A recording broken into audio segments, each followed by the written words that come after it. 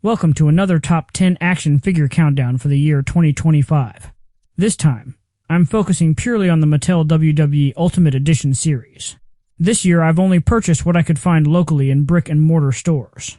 Therefore, online exclusives from places like Amazon, Ringside Collectibles, or Mattel Creations won't be in the lineup. With that said, let's get to it. Starting this list off at number 10, I have the first of several updated figures instead of wholly original ones. Latino Heat himself, Eddie Guerrero, got a solid update compared to his previous release. His skin tone is a bit more accurate, and they got away from the extra wide shoulders, which makes him look more natural. His hair has also been painted a bit to show the blonde highlights from the time. Overall, it's definitely worth the update.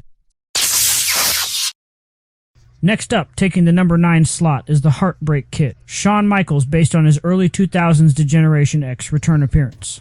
HBK has had a few previous Ultimate Edition iterations, but this Target exclusive Legends series version is definitely my favorite out of the bunch. I was a pretty big fan of the return of DX from the time, so I'm happy to have an updated figure to represent it. Speaking of DX, coming in at number 8, I have the Cerebral Assassin, the King of Kings, Hunter Hearst Helmsley, the game, Triple H.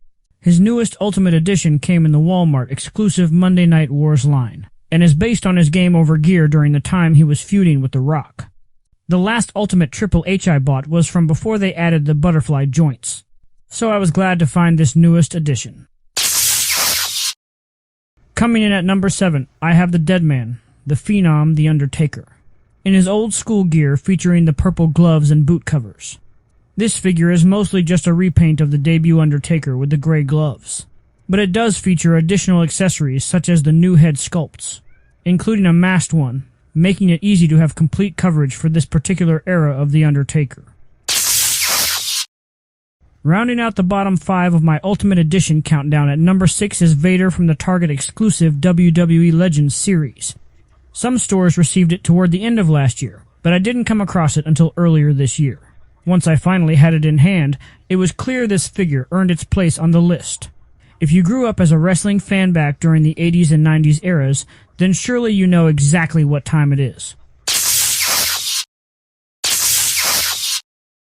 Finally, getting into some newer figures with number 5, we're going from Vader time straight to Tiffy time. Tiffany Stratton is based on her time as Miss Money in the Bank, and even included her pink briefcase. While Tiffany doesn't quite fit my usual aesthetic tastes, I cannot deny her athletic abilities in the squared circle.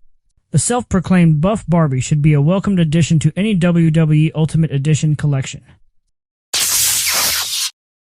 Coming in at number 4, I have the leader of the Wyatt Six himself, Bo Dallas, as Uncle Howdy. As a huge fan of Bray Wyatt, the Wyatt family, the Firefly Funhouse, the Fiend, and the entire creative process that led to the creation of such characters, I was absolutely thrilled to know that Uncle Howdy would be getting the Ultimate Edition treatment. With the inclusion of all the entrance gear parts and accessories, this figure does not disappoint whatsoever. From this point forward, if you saw my overall top 10 countdown, then you'll know the answers. Coming in at number 3 is CM Punk, while he has had a couple of prior Ultimate Edition figures already. This is the first one to be a truly wide release in the main waves, so it's the easiest to get. This one is based on his appearance during his feud with Drew McIntyre and is a great representation of his image since returning to WWE. Coming in at number 2 and taking the runner-up spot, I have the ever-present role model of WWE, Bayley. The last Bayley figure I owned was from her earlier post-hugger era, so it was great to finally get an updated version. All of the entrance gear accessories help make this one of the best Ultimate Edition figures of the year, and maybe even of all time. I knew this one would make my top 10 as soon as I added it to the collection. And for number 1, finally, The Rock has come back to my top 10 of 2025. The Brahma Bull, the Great One, the People's Champion, the newest Mattel WWE Ultimate Edition of The Rock as the final boss. Being a lifelong wrestling fan myself, I thoroughly enjoyed the build-up to WrestleMania 40. And a big reason for that was The Rock's newest gimmick, the final boss. It's easily my favorite version of his character. So there you have it. My top 10 Mattel WWE Ultimate Edition action figures of 2025. Do you agree with my list? Is there anything you would add in or anything you would take out? Let me know in the comments. If this is your first time visiting my channel, welcome to Civilian Collectibles. Hi, my name is Seville, and here I like to discuss my passion for action figures, as well as other collectibles, mostly inspired by my favorite movies, TV shows, video games, and wrestling. My ever-expanding collection features superheroes, sci-fi icons, and more, spanning a wide range of IPs, while most of my collection is based on live-action performers. I do occasionally sprinkle in characters from my favorite DC comic stories. If you're enjoying what you see so far, be sure to do all the things and come back for more. Thanks for all your support so far. It's really what keeps this channel going.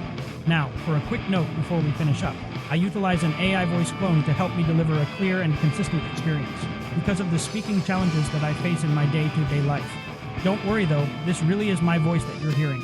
While I absolutely do enjoy sharing my collection and enthusiasm with you all, it became clear to me that recording the speech needed to continue producing videos required more energy and focus than I was able to maintain, especially after an exhausting day as a sales professional.